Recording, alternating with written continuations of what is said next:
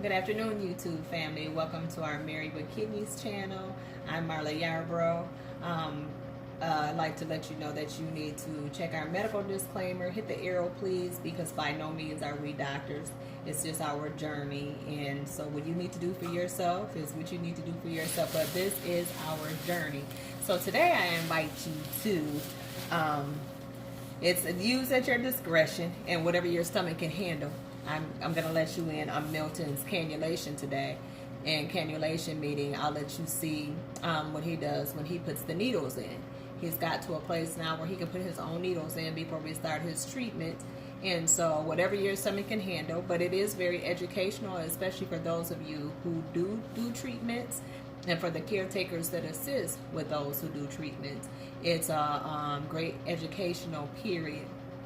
So Milton has already cleaned his arm. He uses antibacterial soap and water to clean his site. Under his arm, he cleans that really well first. And then after he does that, he uses iodine, a couple of iodine pads to make sure that he gets down in there really well, to use the iodine pads to make sure the area is nice and sterile. And then after that, he uses alcohol pads to clean the iodine off before he cannulates himself. So I'm going to put on my gloves, and that way I can turn things around and assist him. And I also give him heparin. You'll see me doing that in part of this, where I give him a little bit of heparin, and that is to ensure that he does not clot while he runs, because he does clot really fast. We've had incidents where he can be just sitting for a few minutes and his blood will begin to clot. So I'm going to put a tourniquet on his arm. That way he can feel his site a lot better, and it's easier for him to access his site as I put the tourniquet on his arm. I have to get my mask off, so I'll make sure that I do that, because I always have a mask on, and he has a mask on also. Is that good, honey? Mm-hmm. Okay, so let me get my mask on, and then I'll turn it around and let you see what it is that he does. So, like I said, just if you can watch it, then that's great. If you can't, that's understandable too, but you might be able to help someone. So like, share, and subscribe to the channel if you want some very truthful, transparent education on our Married with Kidneys channel.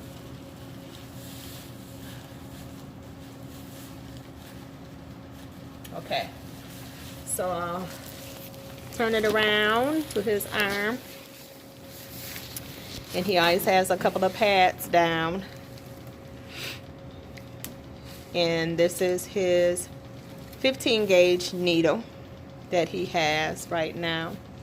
And what he does is he feels for his fistula so that he can make sure, and he doesn't use lidocaine. He's gotten so good, and it's not easy, but he's able to bear down and insert the needles himself.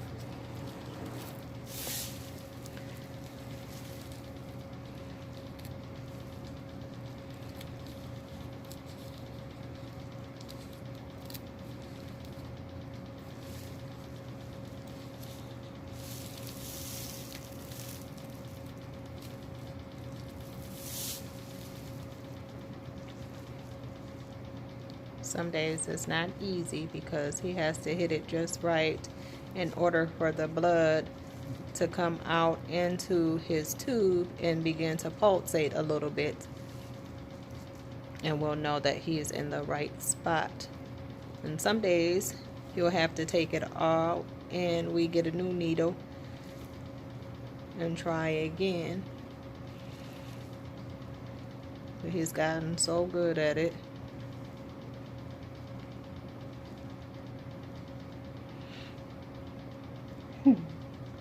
This would be the day, huh, honey? Mm-hmm. I'm usually quiet when he does this because it could be a distraction to him trying to get it. And I'm not totally up on the needle because I don't want nobody to pass out. But you can sense what he's doing, and he has it. And you can see how the blood came in the tube, and it begins to pulsate a little bit, and he knows that he has it. And I hand him a piece of tape so he can tape it off to hold the needle into place.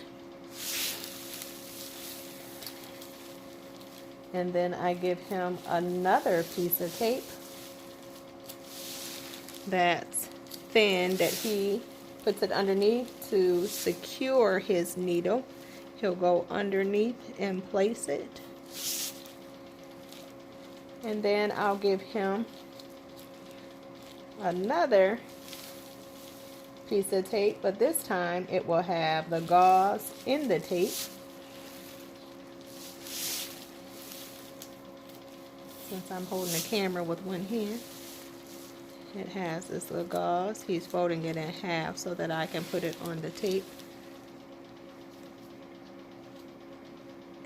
Got it, honey? Mm-hmm. And so he'll make sure that it's nice and secure and the needle won't move during the run. So that's why it's necessary to tape it off in this way. And you just hold it right there. And what I'll do is I have it open at the bottom. I didn't clamp it yet, and I'll turn it to pull his blood down. And I clamp it.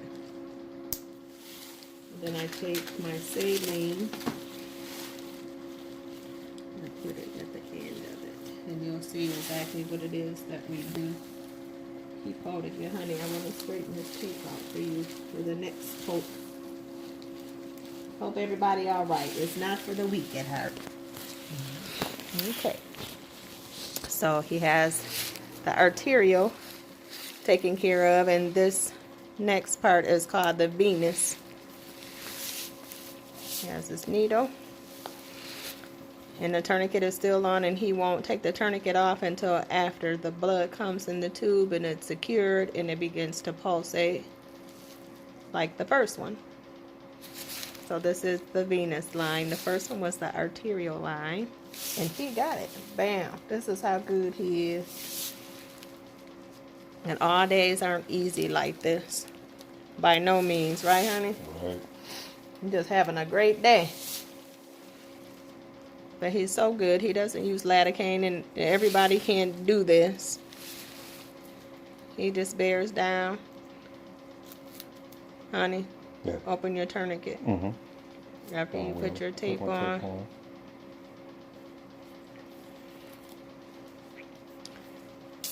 And there you have it. And then I'll give him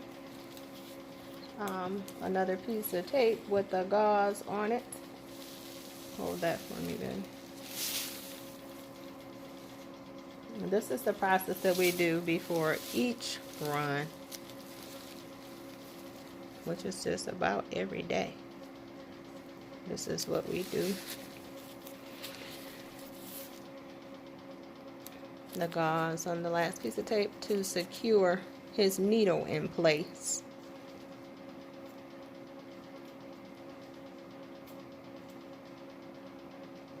Okay, and I'll do the same thing as far as opening up his tube to pull down the flow of the blood.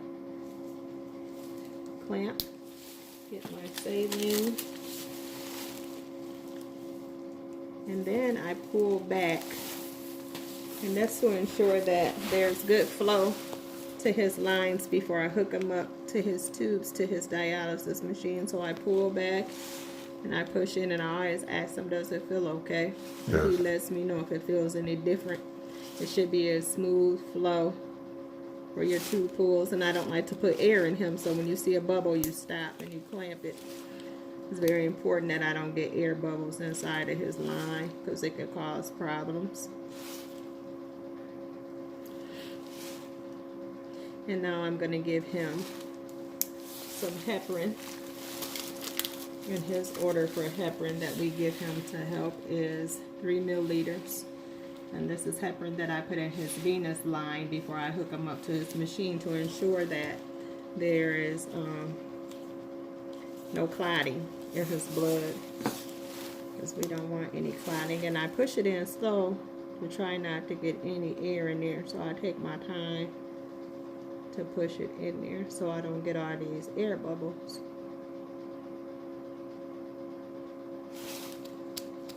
And if they do, I just thump it a little bit to make them go away. So he has his heparin. His lines have been pulled back. He said it feels really good. So then I can proceed to hook him up for his run. Make sure your lines are untangled. And this is the arterial, is the red, and the blue is the venous. So you want to make sure that you connect everything correctly. And then the very first one that he inserted is his arterial. So that's my red line. And I will just connect it. And I'll hook it to his arterial.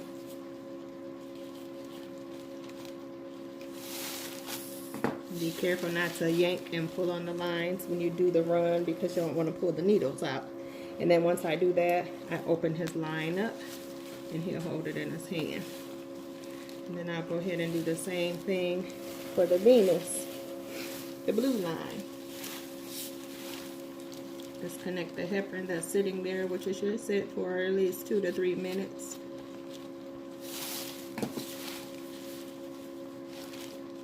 And this is just a clamp to secure his line, making sure that it doesn't open during his runs. So I just clamp that like so. And then I open up his venous line.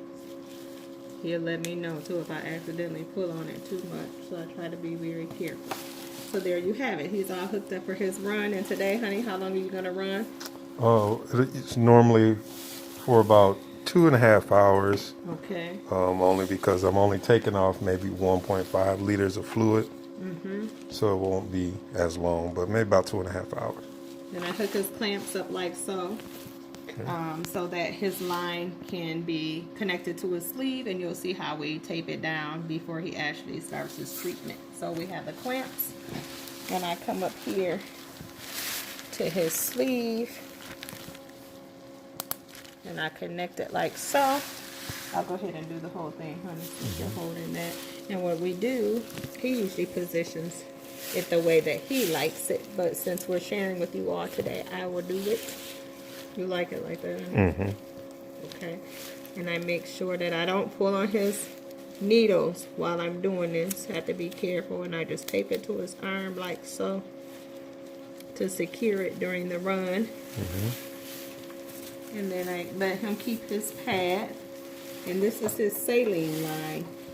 If he ever feels like he's cramping or if he's getting too lightheaded, he's able to open up his lines himself during his run to give himself a little bit of saline, and we pray that it helps whatever situation might come his way during the time of the run, which it doesn't happen often. It's only every once in a while he may start cramping a little bit, so that we're able to give him a little bit of saline and he can open it up freely and give it to himself, because it's always taped and secured right here. So there you have it. I have to put in my prescription. He puts his prescription in, and he knows exactly what he wants to take off today, how much fluid he wants to take off today for his run. And he has an iPad right here on his side. His iPad that's covered up right now, but it has his prescription in there. He can see everything that's going on. He can see how much fluid he's taking off, how long his run will be, and what our goal is for this treatment for today. All right, honey. Anything you want to say? Oh, no, that is it. Okay. That is it. We're getting ready to go. That's right. So thank you all for tuning in, and I hope it wasn't too graphic for you. It wasn't too graphic for anybody. But this is what he goes through, and this is what he endures, and it is quite a journey. So I'm going to say bye so he can go ahead and sit and do his run. We love you all with the love of the Lord. Be blessed and be encouraged.